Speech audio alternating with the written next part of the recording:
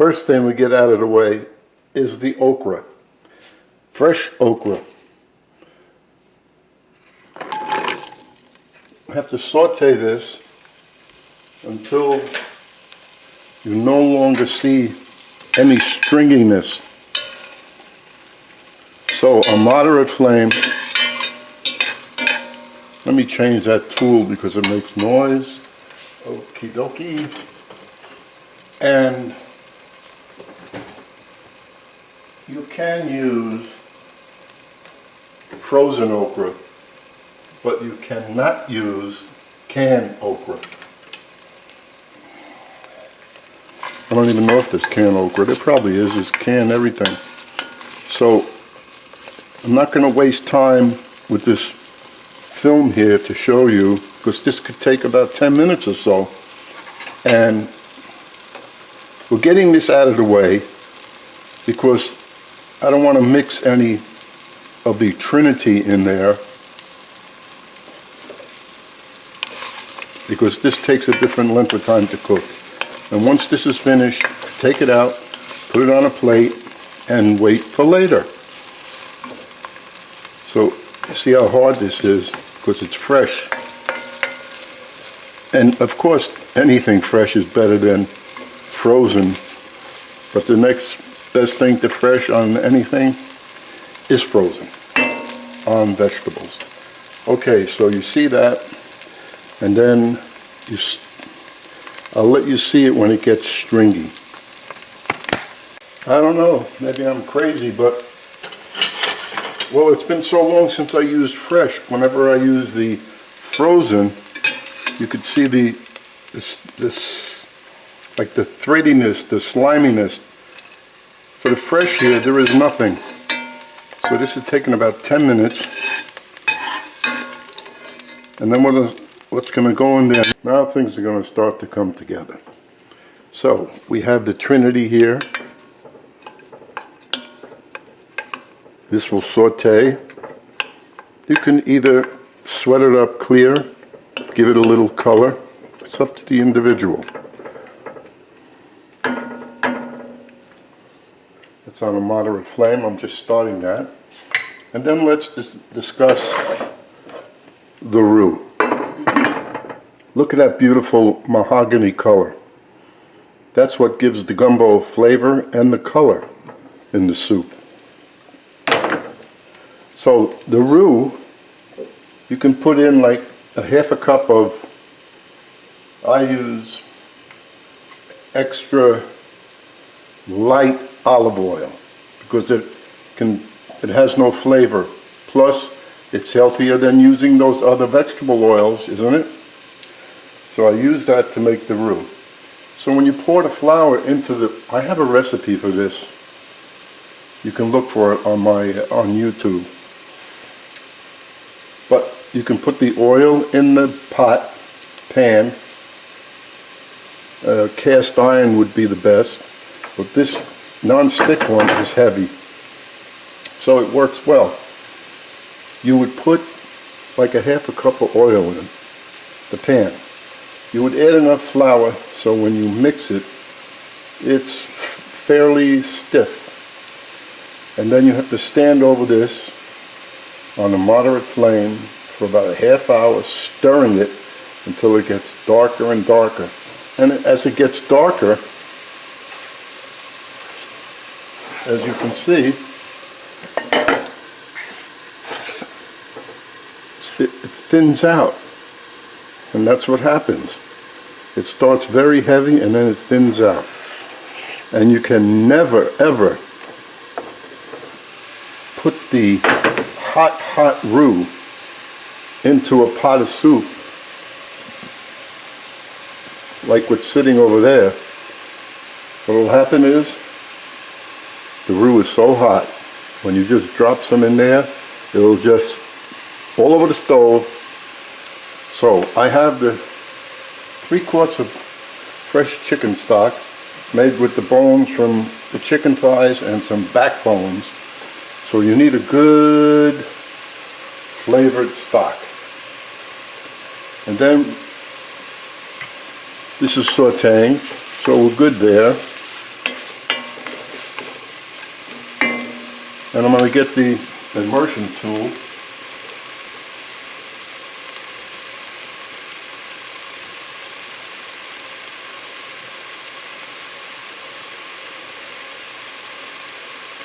Which I should have had ready in my hand, but I didn't. I wasn't sure if I was going to use a whip or this. This is easier. And there's no lumps in that roux, but it just works fast. So what we're going to do is plug this in.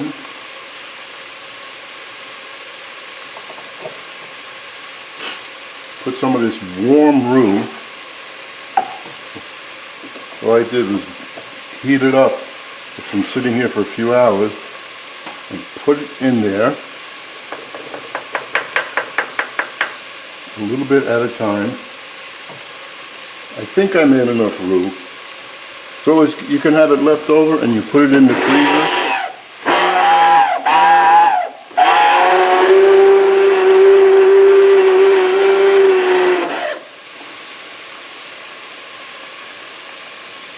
Because I hate if I have to make more. So I'm going to wait for that to come to a boil.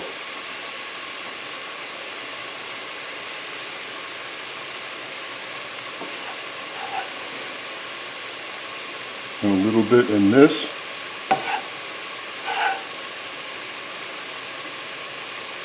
And then the other thing towards the end is the filet powder. Oh, ground sassafras root.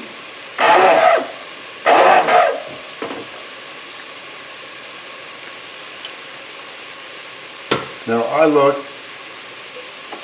a gumbo with a dark roux. And years ago, when I used to work in New Orleans, I was in Commander's Palace when Paul Prudhomme was the chef there, and he made a thin. He didn't use a roux. I guess that's, you know, he's from Louisiana, and the area in Louisiana where he comes from, I guess that's how his family makes gumbo. Not that it's good or bad. It's probably tasty, but now in this pot right here, the chicken and the vegetables, we're going to put 1 teaspoon of pink salt and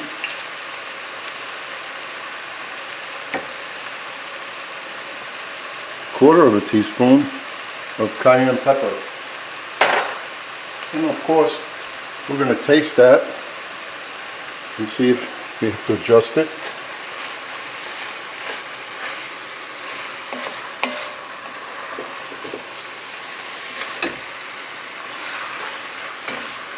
So I think I was saying something about the sassafras root, the gumbo filet.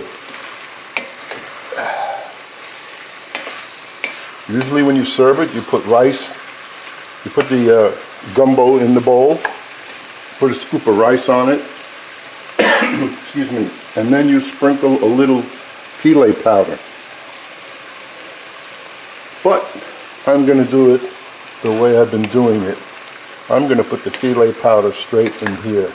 This way I don't have to worry about anybody mixing it up, or if I get to give it to them, or if I put too much. This way I got the flavor down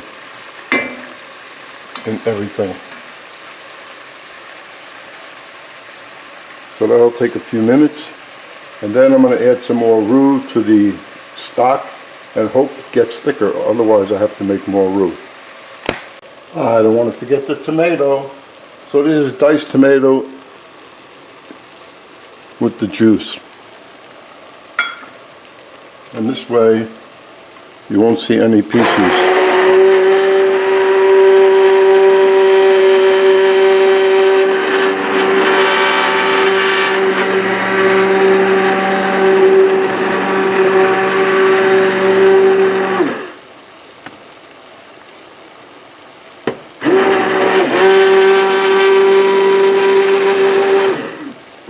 going to have to make some more roux because that didn't get thick enough. So I'm shutting off the chicken, vegetables, and sausage because that's done. And all I have to do now is make some more roux and finish off the sauce and pour the sauce into the chicken, sausage, vegetable mixture. So now the extra one I'm making, that's 1 cup of oil, extra light olive oil, and just about 2 cups of flour. See how thick it is? Now I have to spend almost a half hour here just to get a little bit more to finish up the base for the soup. Now in the chicken and sausage and the vegetables, there's a lot of liquid in there, so you have to allow for that. So when you're thickening up the soup, you know it's going to get thinned out a little. Now that I've thickened it up with some more of that roux, it takes no time for the flour to cook in the sauce because the flour's already cooked. All right, see how thick that is?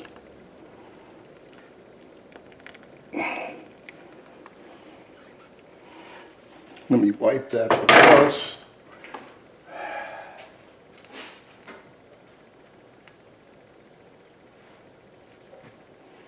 I might have to thicken up the rest that's in that little pot, unless this comes out just right.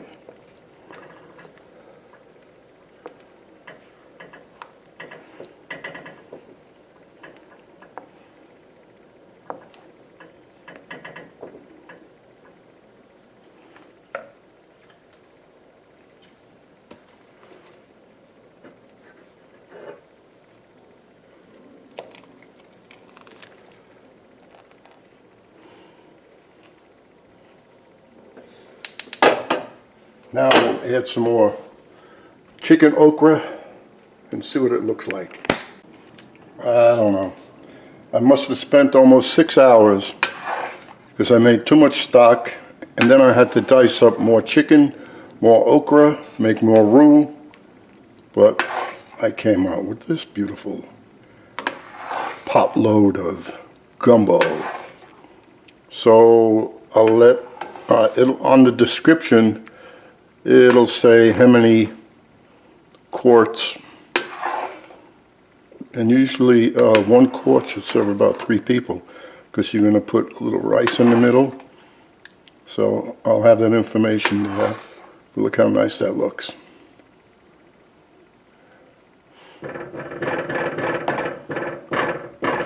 Okay, hope you enjoy.